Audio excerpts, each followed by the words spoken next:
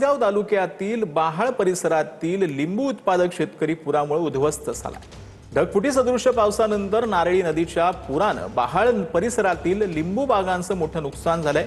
10 वर्ष लेकराप्रमाणे जपलेल्या लिंबूच्या झाडावर भरघोस उत्पादनाची वेळ येताच निसर्गाचा घाला पाहायला मिळतोय। लिंबाची झाडं उन्मळून पडलेली असून शेतकऱ्याचं मोठं नुकसान झालं आहे। सरकारनं तातडीनं नुकसान भरपाई देण्याची मागणी करण्यात आली।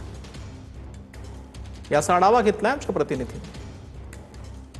3 दिवसापूर्वी या ठिकाणी जळगावच्या चाळीसगाव तालुक्यामध्ये मुसळधार पाऊस झाला आणि खरं तर बहाळ शिवारातील नारळी नदीने रौद्र रूप त्या ठिकाणी धारण केलेलं होतं। आपण सध्या त्याच नदीच्या किनाऱ्यावरील शेतांमध्ये उभे आहोत। आपण जर दृश्यांमध्ये बघितलं तर खरं तर या पुरामध्ये शेतकऱ्यांचं होत्याचं नव्हतं झालेलं आहे। सध्या आपण लिंबूच्या फळबागेमध्ये उभे आहोत। या ठिकाणी लिंबूची बाग जी आहे ती जमीनदोस्त झालेली आहे। चांगले उत्पन्न त्याच्यापासून आम्हाला मिळणार होतं, परंतु उत्पन्न मिळण्याच्या आधीच परमेश्वराने त्याचं नव्हतं केलं। सरकारने मदत भरीव द्यावी ही शेतकऱ्यांची मागणी आहे। खेमचंद कुमार, TV9 मराठी, चाळीसगाव, जळगाव। तर कोट्यावधींच्या फसवणूक प्रकरणातील आरोपी विशाखा राठोडचं UAEतून भारतामध्ये प्रत्यार्पण करण्यात आलेलं आहे। परराष्ट्र आणि गृह मंत्रालयाच्या समन्वयानं CBIनं ही कारवाई केली आहे। आरोपी विशाखा राठोड विरोधामध्ये इंटरपोलनं रेड कॉर्नर नोटीस काढलेली होती।